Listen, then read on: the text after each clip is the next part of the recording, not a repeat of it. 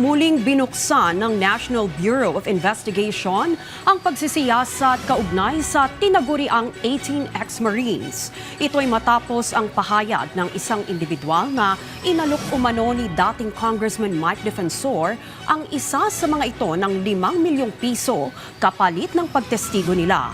Ayon pa kay Matibag, ipinasagpina na rin ang isang miyembro ng 18 ex-Marines at si Mike Defensor upang magbigay linaw sa mga paratang.